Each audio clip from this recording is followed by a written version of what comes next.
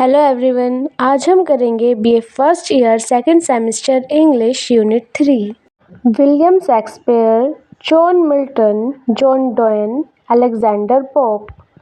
हम इस वीडियो में समरी भी करेंगे and MCQ based question answers भी करेंगे। So let's start the video.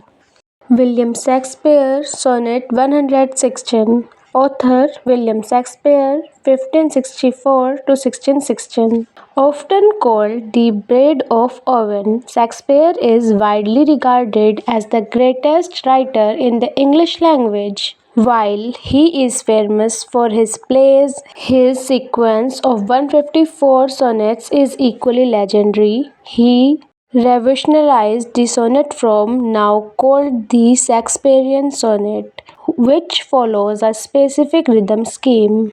Poem summary. Sonnet 116 is perhaps the most famous definition of love in literature. It isn't about romantic filth, it's about the resilience and performance of true affection. The definition. Shakespeare argues that true love is an ever-fixed mark. It does not change even circumstances change, nor does it bend when someone tries to pull away. The metaphor. He compares love to a star, the northern star, that guides ship through literal and metaphorical storms. While the ship's position changes, the star remains consistent. Love versus time. He insisted that love is not time's fool. Every thought, physical beauty fades as rosy lips and cheeks fall to time's blending stick. True love lasts until the very end of time. The challenges. In the final two lines, the couplet, Shakespeare stakes his entire reputation on his claim he is wrong, then he never wrote a word, and no man has even truly loved.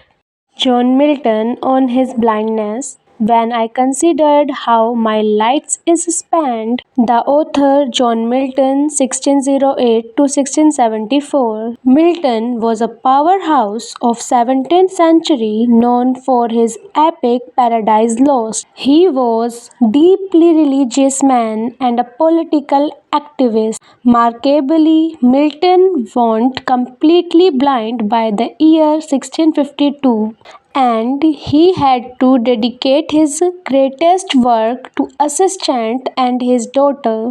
This specific poem is known as Sonnet X1X, reflects his personal struggle with that loss of sight. Poem summary. It is deeply introspective poem about fate, disability and divine purpose. The crisis. Milton begins by murmuring his lost eyesight, how my light is spent. Halfway through his life, he feels a sense of guilt because he has a talent, his writing abilities that he desperately wants to use to serve God, but he fears his blindness had made him useless. The question he almost bitterly asked, if God exists, day labor, light dimmed. In other words, does God accept me to work as hard as light man ever though I am in the dark? The resolution. A figure called Patience interprets his grumbling. Patience explains that God does not actually need man's work or gift. God is a king with thousands of angels running across the world to do his biddings. The conclusion. The poem ends with one of the most famous lines in English poetry, they also serve who only stand and want. Milton realized that simply enduring his hardship is just as much a service to God as writing an epic poem. These MCQs related to Shakespeare's poem The Marriage of True Minds. These MCQs are very important for your exams. तो आप exam से पहले और इन MCQs को करके जाइएगा. And these MCQs related to John Milton's on his blindness. There are 10 MCQs, 5 for the Shakespeare and 5 for the John Milton's poem. John Donne, Forbidden Murmuring.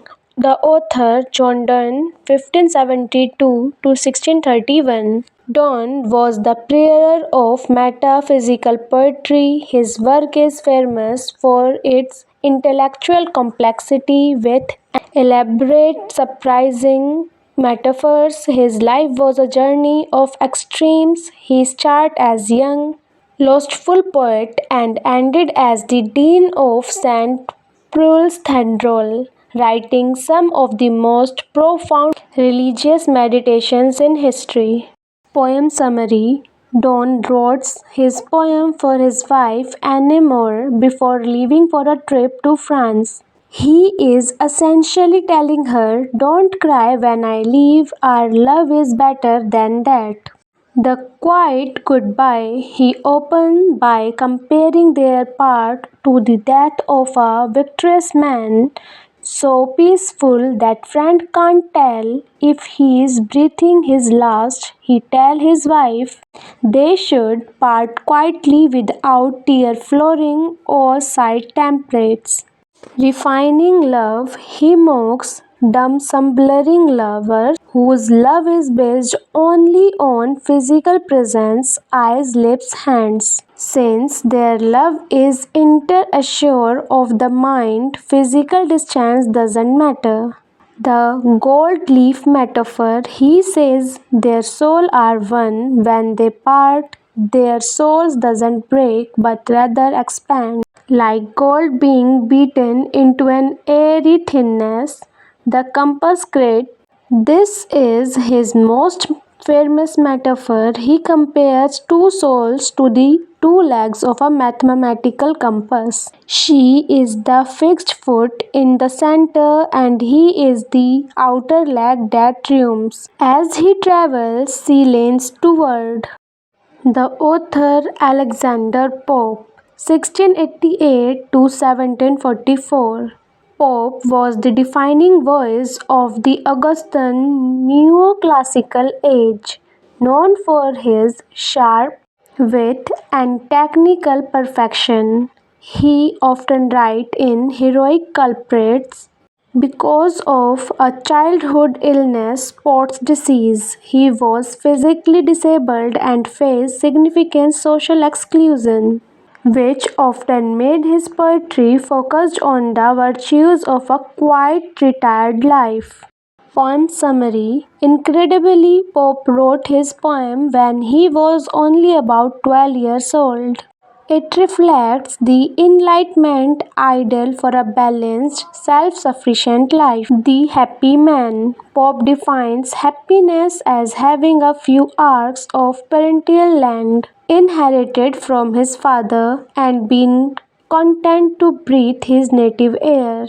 Self-sufficiency. The ideal man doesn't need a supermarket or a city. His herds provide milk and his field provide bread. And his trees provide shade in summer and fuel for fire in winter. Peace of mind. He describes a life where time slides away quietly. Days are filled with health of body and peace of mind. There is no stress, just a cycle of work, study, and ease. The final wish. In the last stanza, Pope gets personal. He wants to live unseen and unknown. When he dies, he wants to steal from the world. Without even a stone to mark where he lies, it is the ultimate prize of a life of total privacy. These are some MCQs related to John Donne's poem, and these are total of 5 MCQs, and these MCQs related to Alexander Pope's poem. You can refer all these 20 MCQs which I gave you in this video. Thank you for watching and I hope you understand everything. If you have doubt, comment in the comment section.